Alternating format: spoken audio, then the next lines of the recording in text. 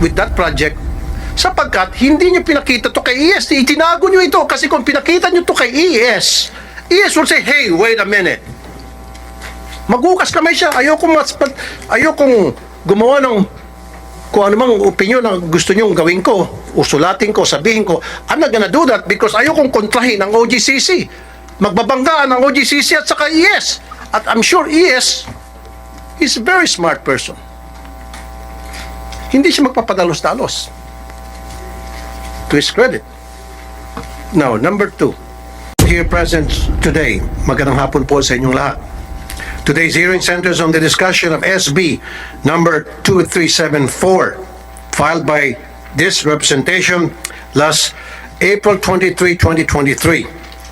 This piece of legislation is aimed to safeguard public welfare, protect vulnerable individuals, and encourage responsible gambling practices, thereby contributing to a safer and more regulated landscape in the nation.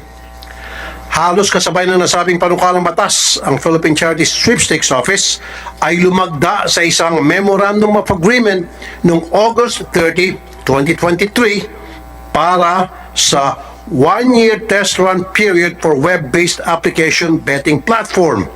Isa pamamaraan upang mapatupad ng PCSO ang E-LOTTO or the launching of the new PCSO online games that would change the existing lotto betting system. Ito ay nagdudulot ng matinding pangamba sa mga lotto agents na may existing contracts sa PCSO. Hindi lingid sa ating kalaman na mga lotto agents ay matagal ng kaagapay ng PCSO sa pagpapatupad ng mandato nito sa ilalim ng RA 1169 o ng PCSO Charter. Mahigit kumulang na 3 dekada. Ilan lang sa mga reklamo na natanggap namin ay ang malalaking pagbabago ng tratado ng PCSO sa mga lotto agents, kagaya ng paghigpit ng mga patakaran na nagresulta sa agarang pagkansela ng kanilang agency agreement. Kasama na rin dito ang number 1, pag-deactivate ng Lotto Terminal Ticket Cancellation feature na nagresulta sa malakiang abono sa mga Lotto agents. Number 2, simula ng transition sa FLX machine, shutdown at hindi na nag-ooperate ang mga old machine at ito ay kinukumpiska na ng PCSO. Number 3, pagtanggal ng kanilang hospitalization benefits at marami pang iba. Nagkakaisa lahat ng lotto agents na mga panggigipit na isinasagawa ng PCSO ay tungo sa pangkalahatan termination ng agency agreements ng mga mga lotto agents kapalit ng 100% transition sa operation ng E-LOTTO. In its efforts to address the issues raised by PCSO stakeholders, this committee continuously endeavored to invite PCSO to shed light in all the controversies arising out of its move to transition to E-LOTTO. Our call fell on deaf ears. PCSO sent all kinds of excuses purposely to avoid and prevent this committee from performing its constitutionally mandated task. This has to end right here, right now. PCSO has to defend its stand, not to run and hide. When you are asked by the Senate to attend hearings, you have to make time to attend the hearings. Ano bang gusto niyong patunayan sa mamamayang Pilipino at patuloy kayong umiiwas sa mga imbitasyon namin dito sa Senado? May tinatago ba kayo tungkol sa mga nais naming pag-usapan at mabigyan ng kasagutan sa hearing na ito? Face the issues that must be faced. This body will not stop until we get all the answers we need to the fullest satisfactions of everybody. Magandang hapon po. Now, may we ask the agencies invited and resource persons to proceed with their presentation, and for the orderly conduct of our proceedings, may we request, well, actually, since ako lang nandito ngayon, and gusto ko mapaiksi na po itong usapan natin at mag-direct to the point na tayo, umpisa na po siguro natin sa mga pagtatanong. Meron po akong kopya rito ng contract between the PCSO and the E-LOTTO provider.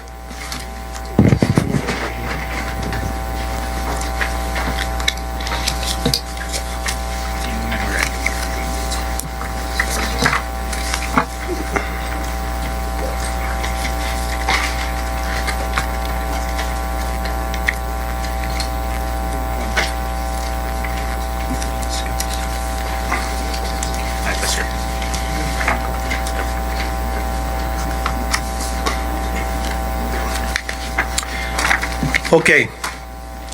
Now, para sa mga taga-Lotto, anong pangalan ng provider? Pakisulat nyo ha. Sulat nyo, siyempre.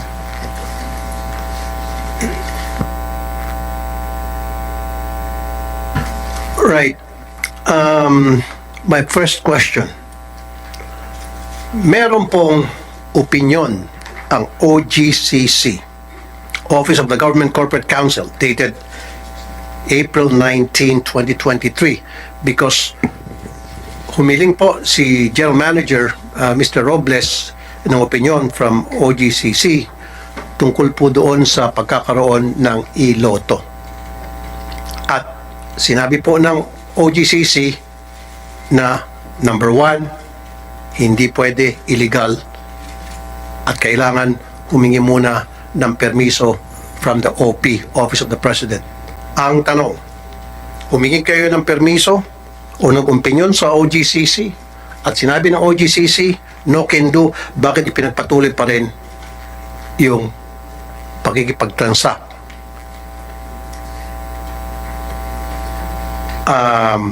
Dito sa Pacific,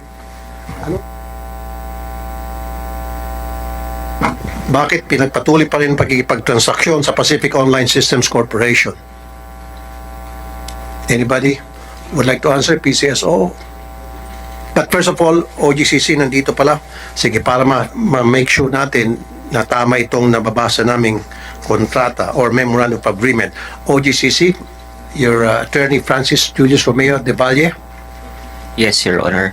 Okay. I have here in front of me ito memorandum of agreement and then an opinion from OGCC stating na kailangan magkaroon muna ng permission from the OP bago mag-proceed sa online ng E-LOTTO.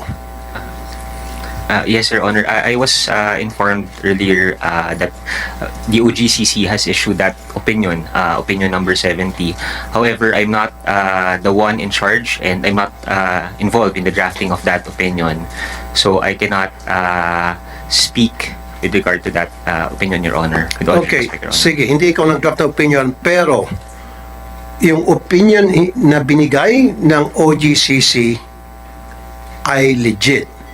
Ibig sabihin, legitimate yun na kailangan ang isang government-owned corporation, pag sila ay magkaroon ng anumang klaseng project and enter into an agreement with any entity, they should have permission from the Office of the President since they are under the Office of the President. You agree? Your Honor, I have not gone through that opinion, Your Honor. Ba't ka pa pumunta rito kung wala ka palang alam? So useless ka lang sa amin. Then dapat policy na kita rito. Puro you don't know, I don't know. Nabasa niyo na po ba ito? Alam niyo naman siguro ang reason kung ba't kayo pinapunta rito, di ba? O bakit puro ka I don't know? Your Honor, the OGCC was only informed of the hearing yesterday, and I was only apprised that I'm the one assigned today to attend the hearing. Who assigned you to attend the hearing today? The office, Your Honor, the GCC, Your Honor. Pero nabasa mo na itong contract. Ito itong memorandum of agreement. Itong MOA. No, Your Honor. You were not informed by the committee? By COMSEC? About the purpose of you being called here? I was informed that the purpose is with regard to the proposed Senate bill, Your Honor. Okay. So that's the one that I studied, Your Honor. Kaya nga, doon sa Senate bill, kinukontra namin yung pagkakaroon ng E-LOTTO. So dapat napag-aralan mo na yon. Being a lawyer, you should know better. Sana na-review mo na itong contract. Yes, Your Honor, but as the representative of our office, I can only speak based on the official perspective of the office on the Okay, contract. kasi something's fishy here for me, Attorney De Valle. Okay, I don't know you. Pero unang-una, nag-invite kami doon sa mga tao na may kinalaman dito sa gumawa ng MOA, at yung taong nakapirma dito sa MOA hindi pumunta at ikaw ang pinadala, at yung pinadala dito walang alam. So ano pa yung sense na ako'y magtatanong sa iyo tungkol sa contract na ito kung puro ka walang alam? You follow me, sir? So, meron ba ako mapapakinabangan sa iyo sa araw na ito? If you say wala, then I'll let you go. Meron ba? You're an attorney, you're a lawyer. How long have you been with the OGCC? For more than one year, 1 month, Your Honor. 1 year, 1 month. Okay, so meron akong mapapakinabangan sa iyo unless kung sabihin mo 1 day ka pa lang. So, meron ka masasagot sa akin one way or the other. Right? And I don't want to hear na puro I don't know, I don't know. Tama, sir? While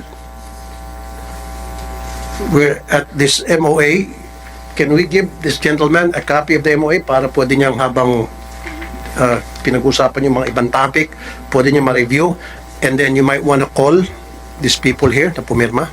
I'll give you time to call them. Is that okay? Yes, Your Honor. Yung hindi pumunta, yung nagpadala sa'yo dito, call them.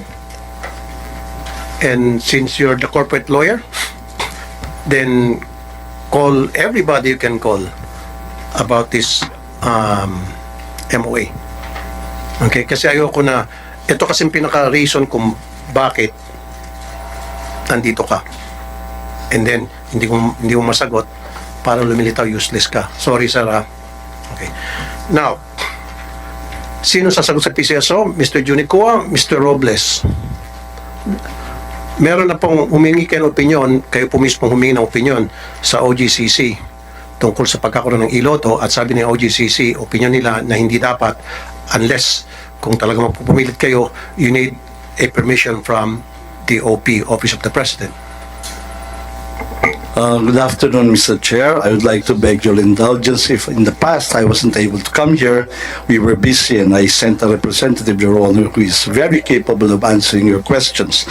Now, dun po sa review that you were referring to, I don't think it is about the test run of the web-based application. That was for another e-game and birthday panalo po. And that is not in reference to what we have with E-LOTTO namin. So we have here po the contract review 2404 series of 2023 from the OGCC, and we have the summary here. We may furnish you or I can read it po. Kung gusto po ninyo, iba po yung topic ngayon. It was in a different topic. Okay, go ahead, read. The OGCC view on the web application. The OGCC recognizes the need to contract with private entities for their technical expertise and the lack of necessary technology and legal framework to effectively implement online gambling schemes and methods. The OGCC's opinion may be summarized into 3 categories relating to the compliance by PCSO to its previous opinions and areas for improvement and or compliance. Okay. PCSO's compliance. The procurement of the web-based application is within PCSO's mandate. This is according to GOCC. The PCSO complied with the promulgation of the rules and regulations of the WABP, as well as the requirement of publication and posting prior the effectivity and implementation of the WABP rules. PCSO conducted stringent selection and evaluation process in selecting POSC as the proponent agent. The WABP provided safeguards and security protocols to ensure protection. The areas for improvement, Your Honor, is the board resolution authorizing Pacific Online, the company's president, to enter and sign agreement should be attached to the MOA. There. So, with that letter, you are being authorized by OGCC to go ahead? If I may, they have requirements, Mr. Chairman, and ito po yung summary Hindi nga, Mr. Robles. So, yung binabasa nyo ngayon sa amin dito, in-authorize kayo ng OGCC to go ahead with Pacific Online System Corporation para doon sa E-LOTTO project?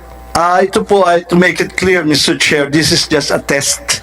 Test po ang hinihingi namin ng permiso. Kasi wala naman po kaming problema to Kaya ask the po, permission of the ng President. test, pinapayagan kayo. Meron po mga requirements sa amin and we complied with it. So, can we see a copy of that letter? And when was it given to you?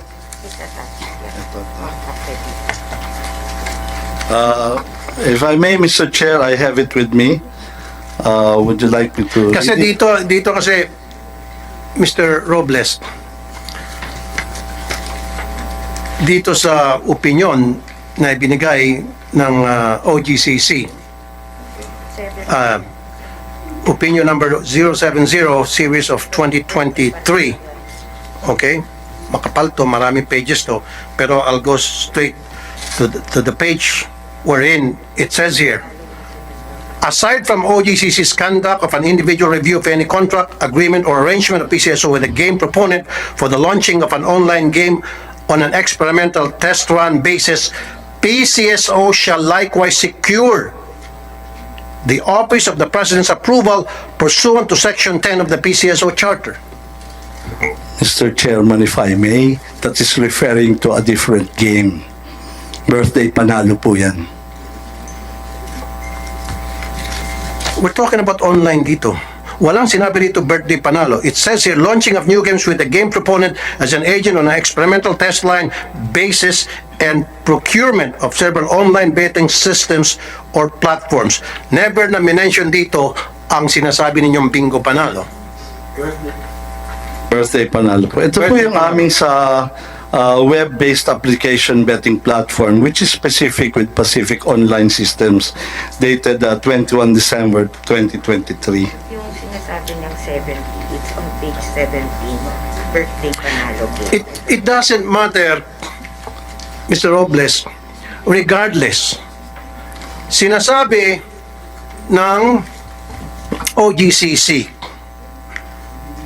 any contract agreement, any contract, regardless kung yan ay birthday panalo o E-LOTTO, dito, very clear, any agreement or any contract or agreement or arrangement of PCSO with a game proponent for the launching of an online game. So yung birthday panalo, online yon. Yung E-LOTTO, online yon. So sinasabi, any online game, kailangan may permiso from the OP. Regardless, kahit na ibang game yung sinasabi mo. The fact na sinasabi ng OGCC, ulitin ko for the nth time, any contract agreement or arrangement of PCSO with a game proponent for the launching of an online game. Online yung E-LOTTO, di ba? Yung birthday panalo, online pareho. Pagbabangkay mo parehong online. So therefore, kung pareho silang online, pareho dapat may permiso sa Office of the President. I respect your opinion, Mr. Chairman, but I am specifically referring to the memorandum of the OGCC sa contract review nila sa amin of 21 December 2023, which is much later, Mr. Chairman. Regardless, I see what you're coming from. I understand what you're saying. Exactly. Pero again, nais kong ipa-remind sa inyo lahat dito, sa iyo especially, Mr. Robles, yung sinabi rito ng OGCC. Sabi mo, ibang laro yung hiningan nyo ng opinion. Ang hiningan nyo ng opinion ay tungkol doon sa birthday panalo. Okay, nandun na tayo. Online game. Tama. PCSO na E-LOTTO, online game din. Parehong online game. Regardless kung magkaiba sila ng hiningan nyo ng opinion. Pero the fact na it states here na online game should have the permission of the Office of the President. That you should have secured permission from the OP. I'd like to ask the opinion of Mr. Juni Kua here, the chairman of the PCSO. Mr. Kua, ano po masasabi nyo? Well, tama naman po yung binasa ninyo kanina na kinakailangan na humingi ng permiso sa Office of the President. I'm sorry po, sir. So, you agree with me doon po sa nabasa ko, Mr. Kua being the chairperson of PCSO? Well, nakita ko naman pong binasa niyo yun doon sa provision ng charter at yun din po ang pagkakaalam ko. Thank you, Mr. Kua. Okay, Mr. Robles, ayan, pati yung chairman ninyo sa PCSO, naintindihan po yung sinasabi ko, naintindihan po yung binasa ko, very simple lang po talaga yon. Actually, pang kindergarten lang po yon. Na sinasabi rito, pag online, kailangan may permiso mula sa OP. Online po yung E-LOTTO. Sana po, kumuha kayo ng permiso sa Office of the President. Binaypas niyo po yung OP sa proyektong ito. Number 1 violation po yun. Why was it violated?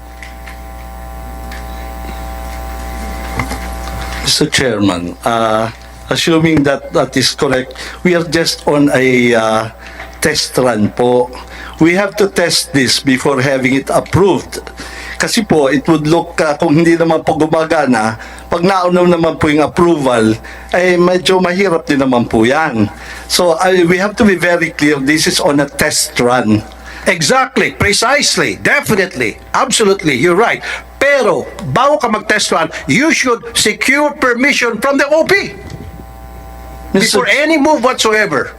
Mr. Chair, again, you were referring to a different game. Yan po ang pinanggagalingan Sir, akala ko tapos na tayo sa different game, regardless kung anumang game yun. Basta we're talking about online, right? Pag online, kailangan may permission from the OP. Period. Mr. Okay? Chair, if I may, I would like to read from you a memorandum from the Executive Secretary. If I may, Your Honor. Yes, sir. Upon evaluation, the PCSO is advised that it has sufficient authority, is in a better position to evaluate and approve its technical guidelines on betting platforms, considering that this deals with the minimum technical specifications required for betting platforms of PCSO game. Like hardware systems, architecture requirements, interface requirements, and software specifications. Finding that these are matters that will be better evaluated by PCSO as the implementing agency for its lottery games, this office defers to the PCSO's expertise on the approval of the same. Ito po rin po regarding the betting platform po, which E-LOTTO is a betting platform, Your Honor. So, ang ibig nyo sabihin, with that letter that you just read, and what date is that? So, pinapayagan kayo ng Executive Secretary na to go ahead at kukontrahin itong opinion ng OGCC. Kasi very clear to me, merong opinion ng OGCC, ngayon naglalabas ng opinion ang Executive Secretary na sabi na upon your discretion, para i-simplify ko na lang, na pwede kayong mag-decide na mag-enter into a project such as online gaming na kumukontra sa opinion ng OGCC. So, ibig sabihin, yung Executive Secretary pumaparing na sa inyo at pinapayagan na kayo na i-bypass itong nakalagay dito sa opinion ng OGCC. I think, Mr. Chairman, we're referring to two different opinions. So, as far as we're concerned, hindi po namin we're not going against the opinion of the OGCC. No, sir. The opinion of OGCC is very simple. Pinapalawak lang po natin. We're talking about online here, sir. Online lang po. Huwag na natin ibahin pa. Online lang. It's the same animal. Yung birthday panalo and E-LOTTO, online din yun, sir. Wala tayong pinagkaiba rito. Kasi ang sinasabi niyo po, may binabasa kayong sulat na wala po akong kopya niyan, na parang sinasabi ng Executive Secretary, if I read it right, kung tama yung pagkabasa ko, na pinapayagan kayo, is your discretion na gumawa ng anumang klaseng project na pwedeng kasama na dyan yung online betting. Kayo nang bahala gumawa ng mga paraan sa technicalities and all, pinapayagan na kayo ng Executive Secretary. And I don't know kung nabasa ba ng Executive Secretary itong opinion ng OGCC. Sana pinadalhan nyo si Executive Secretary ng opinion. Sir, nagbibigay ka ng opinion yan pero may opinion ng OGCC. Pinagbangga nyo sana. Siguro baka hindi siguro nabasa ito ng Executive Secretary kasi kung nabasa ito ni ES, then he might not have issued that kind of letter. Kasi kung ako sa Executive Secretary at pinabasa mo sa akin to, ba't pa ako mag-issue ng sulat ng ganon? Sasabihin ko, hindi ko ba magayin yung OGCC? Kasi sigurado ako si ES, he'll make sure na talagang nagko-confront tayo sa lahat ng mga patakaran, sa lahat ng mga protocol sa departamento na executive. If I may, Mr. Chair, Yes, sir. yung birthday panalo po is a game. Yung pong E-LOTTO is a betting platform. Malaki pong pagkakaiba yun, Mr. Chairman. So, hindi ko pwedeng referring to the same po yun eh. Ito po, sir, ano? Philippine Charities, meron ho ba kayong kopya nito? Opinion number 070 series of 2023. I would presume you have a copy of this. April 19, 2023. Ito po. For attention, Philippine Charity Sweepstakes Office, Melquiades A. Robles, kayo po ito, General Manager, regarding, ito na po, launching of new games with a game proponent as an agent of an experimental test run basis. Ito na nga po yun, test run basis. Sinabi niyo na po kanina yun. Experimental test run basis and procurement of several online betting systems or platforms. So, dalawa na yon. Sapul na dito yung E-LOTTO at sapul na rin yung birthday panalo. Ayan na, sir. Tapos sa page 5.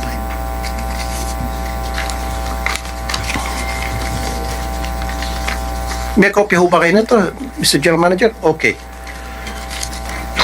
Dito pa po sa page 5. In accordance with the contract on PCSO service providers, Philippine Gaming Management Corporation and Pacific Online Systems Corporation binanggit.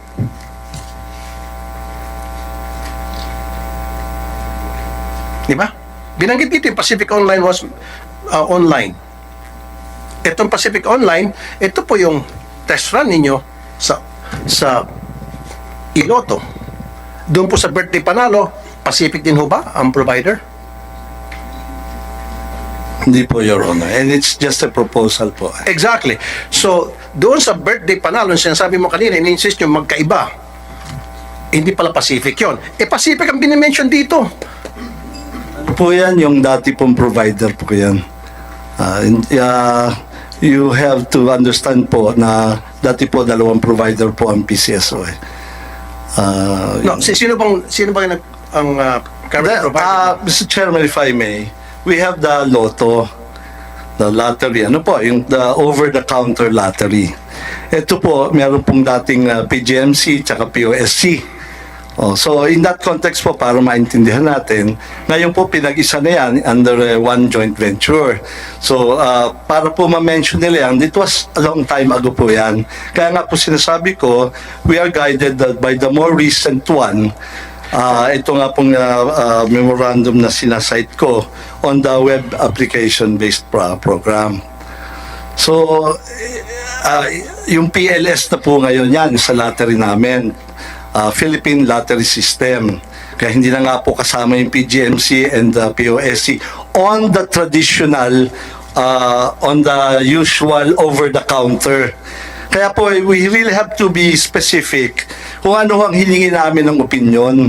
Kasi magkakasala-salabat po yan. Iba po ang context, yung backdrop po ng sinasabi nyo na